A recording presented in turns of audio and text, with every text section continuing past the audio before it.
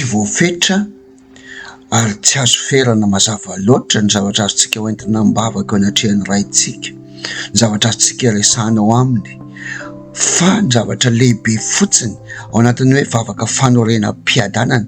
Raha tena fiadanana marina ny tiantsika iorina ao fiainantsika dia farafahakely misy singa anankitelo ao anatin'ny hoe votoaty na hoe contenu ny vavaka asandrantsika ao anatrehan'Andriamanitra isan'andro.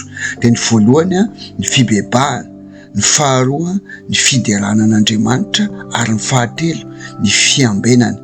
Ka ny ao amin'ny fibebahana manokana no resantsika amin'ny tapany voalohany.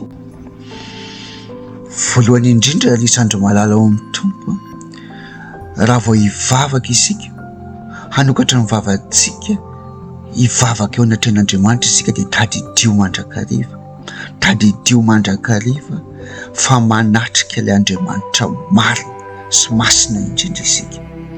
Dikan'izay mila miaiky ny fahotantsika satria tsy mendrika isika ao anatrehany.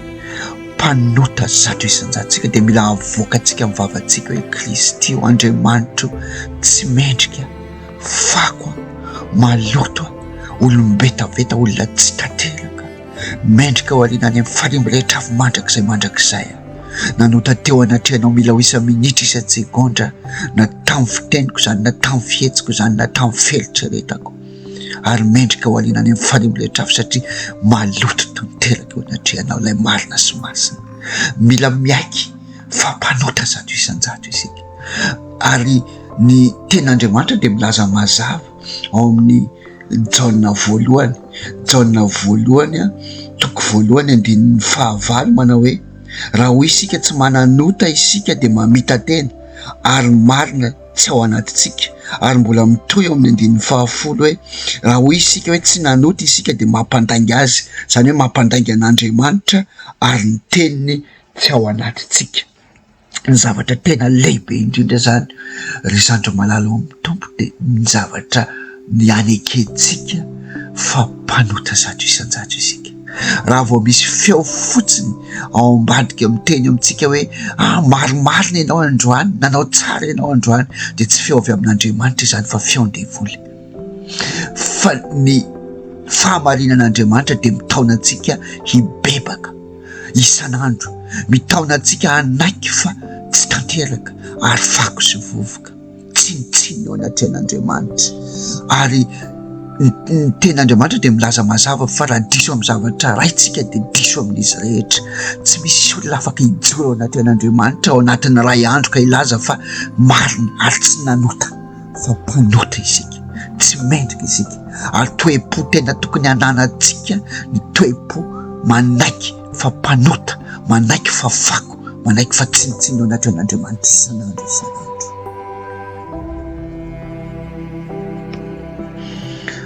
Faharoa manarak'izay rehefa tena avy nibebaka marina avy ao amin'ny fotsika isika, namoaka tena hoe avy ao am-potsika hoe mpanota teo anatrehan'Andriamanitra ao anatin'ny segondra 3 segondra fotsiny dia ampy iresantsika hoe iresantsika amin'ny fototsotra anambarantsika ao anatrehan'Andriamanitra, ekentsika ny fahotantsika eo anatrehan'Andriamanitra. Rehefa vita izay dia tonga dia eo ny eo ihany tsika dia mangataka famelan-keloka eo amin'ny tompo, mangataka famelan-keloka amin'i Jesosy hoe mamondrafo amiko Andriamanitra ray, mamondrafo amiko Jesosy Kristy mpanjako, mamondrafo amiko fanahy masinao fa meloka, afeno ny tavanao ny fahotako ary vonoy ny heloko rehetra, sasao madio ambao afa-keloka ary diovy ambao afa-pahotana tanteraka eo anatrehanao, mamondrafo amiko, mamela ny heloko.